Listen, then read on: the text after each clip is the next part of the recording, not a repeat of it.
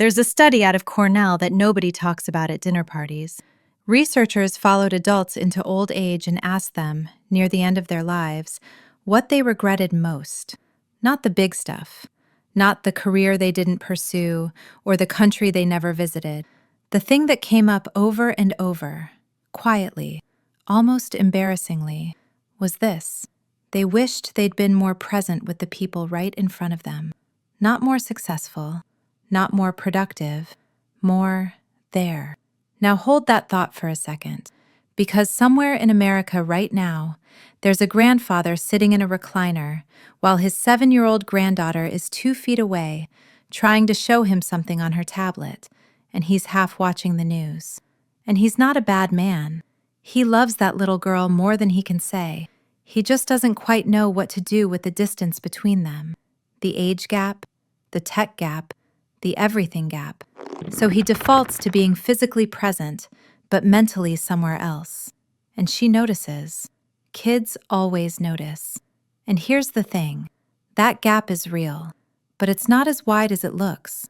Most grandparents today are operating on an old model, the model they inherited from their own grandparents, who sat in chairs and dispensed wisdom and expected to be respected just by virtue of being old. That model is gone. The world moved, and the grandparents who haven't moved with it are slowly becoming people their grandkids visit out of obligation rather than desire.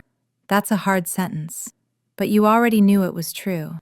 The grandparents who become legendary, the ones the grandkids talk about at their own kitchen tables 40 years from now, they're not the ones who gave the most money, or had the nicest house, or remembered every birthday.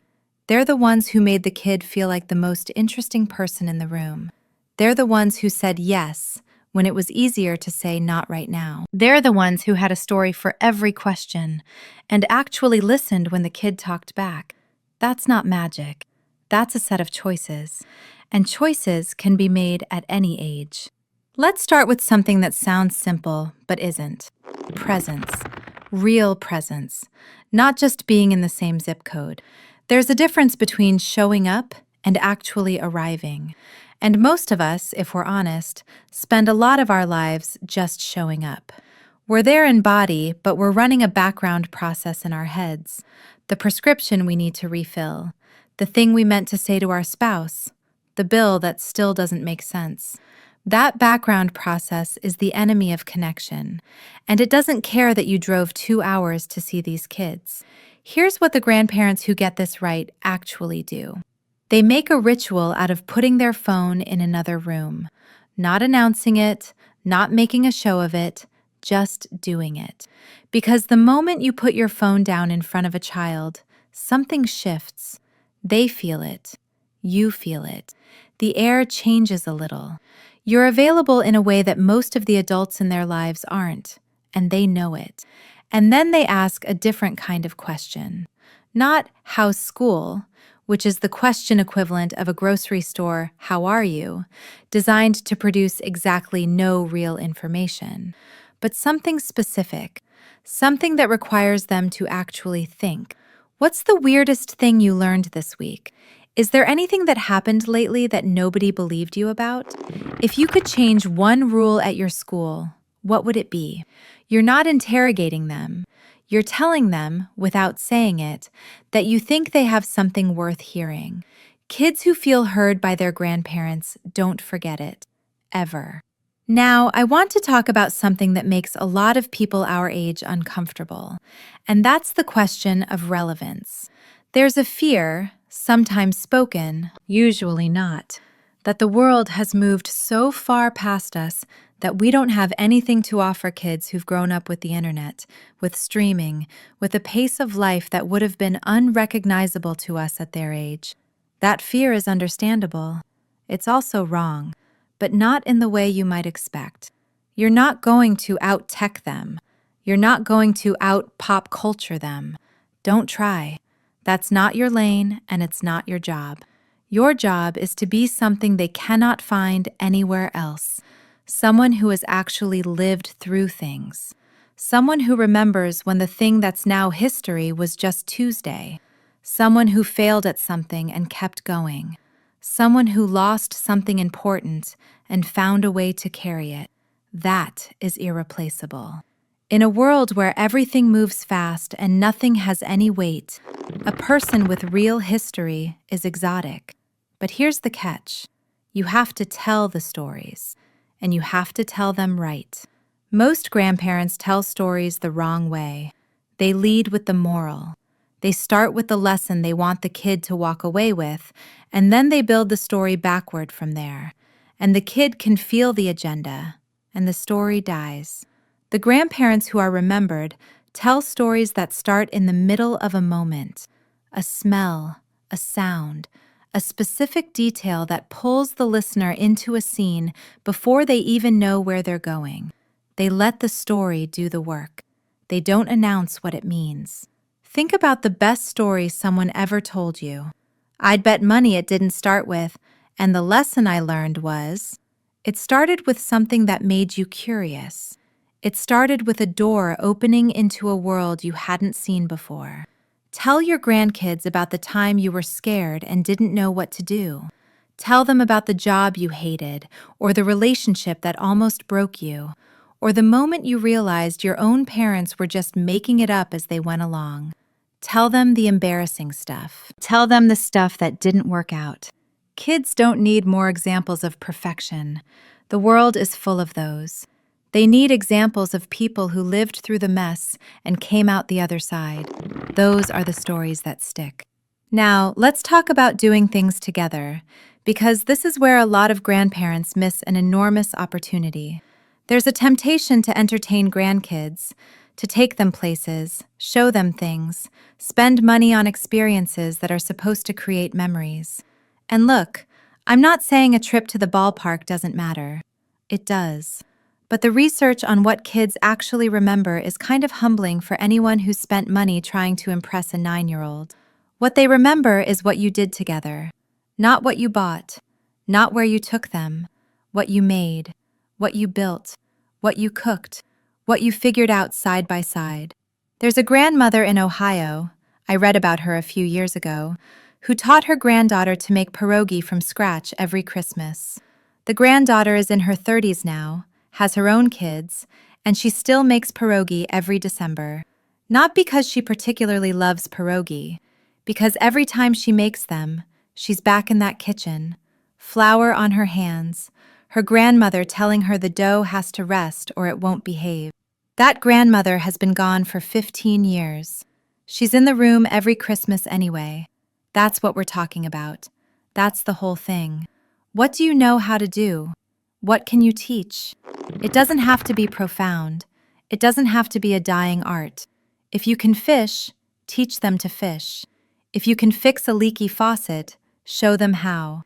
If you make the best banana bread in the county, let them measure the flour. The activity is almost irrelevant. What matters is the side-by-side time, the shared focus, the moments where something goes wrong and you figure it out together and you both laugh about it. Those moments are the building blocks of a relationship, and they're free. Let me say something about consistency, because it matters more than almost anything else. One spectacular weekend a year does not make a legendary grandparent. Legendary grandparents show up reliably. They call on a Tuesday for no reason. They remember the name of the best friend who is having trouble. They send a postcard, an actual paper postcard, when they travel somewhere. They text something specific and real, not a chain forward from Facebook. Here's why this matters so much. Kids, especially younger kids, experience love as reliability. They don't have the emotional vocabulary yet to feel moved by grand gestures. They feel safe when things happen consistently. When grandma always calls on Sunday, when grandpa always has those particular crackers in the cabinet, when certain things are always the same. That sameness is not boring to them. It's the definition of home. And for older grandkids, teenagers especially, consistency does something different but equally important. It tells them they can count on you. and a teenager who has one adult outside their immediate family that they genuinely trust, that they know they can call if everything goes sideways. That kid is statistically better at almost everything, more resilient, less likely to make the really bad decisions. Having that one reliable adult in their corner changes outcomes in ways that researchers can actually measure. Be that person. Show up small and often. It adds up faster than you think. I want to spend a minute on something that nobody talks about in the grandparenting conversation, and that's your own stuff, your baggage, your history, the patterns you inherited from your parents that you maybe never quite sorted out. Because here's an uncomfortable truth. A lot of what we pass down to grandkids, intentionally or not, is who we are when we're not performing. The way you handle frustration, the way you talk about people who are different from you, the way you react when something doesn't go your way, the way you treat your spouse in small moments. Kids watch all of it. They don't miss a thing. And they're building their model of how adults behave from everything they see. So if you've got unfinished business, old resentments, ways of talking about the world that you know, if you're honest, aren't quite right, this is worth paying attention to. Not because you need to be perfect. Nobody needs you to be perfect. But because the grandkid who watches you acknowledge a mistake, or catch yourself, or just say, I was wrong about that, learns something more valuable than anything you could sit them down and teach. They learn that adults can change, that it's possible to be a certain age and still be working on yourself, that being older doesn't mean being finished. That is a gift that will carry them through their entire lives. Now let's talk about the adult kids for a second, because they're part of this picture, and sometimes they're the hardest part. You want to have a close relationship with your grandkids, but your grandkids' parents, your own children or your children-in-law, are the gatekeepers. And sometimes there's friction there. Sometimes there are parenting choices you don't agree with. Sometimes there are rules in their house that don't match how you did things. Sometimes there's history between you and your adult kid that makes everything complicated. Here's what I'd actually do. I'd decide, consciously, that you're playing a long game. The grandkid relationship is a marathon, not a sprint. And the only way you get the access you need to run it is if the parents trust you. That means not undermining their decisions in front of the kids. It means asking before you do the things that matter. Not asking permission for everything, but checking in on the things that actually affect how they're raising their kids. It means keeping your opinions about their parenting choices mostly to yourself, at least in the moments that don't involve real safety issues. I know that's hard. I know you can see things they can't see. I know experience is frustrating to have when nobody's asking for it. But the grandparents who have the deepest relationships with their grandkids have almost universally figured out how to be a calm, reliable presence rather than a competing authority. And that takes some ego management. Worth it. There's a quieter thing I want to name before we get to the end, and it's about what you're modeling just by being you.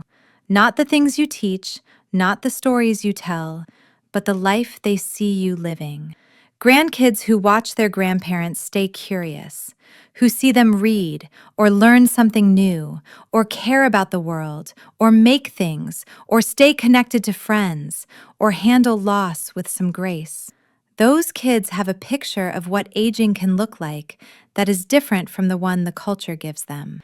The culture gives them a picture of aging that is basically a long diminishment, a slow fade, nothing to look forward to.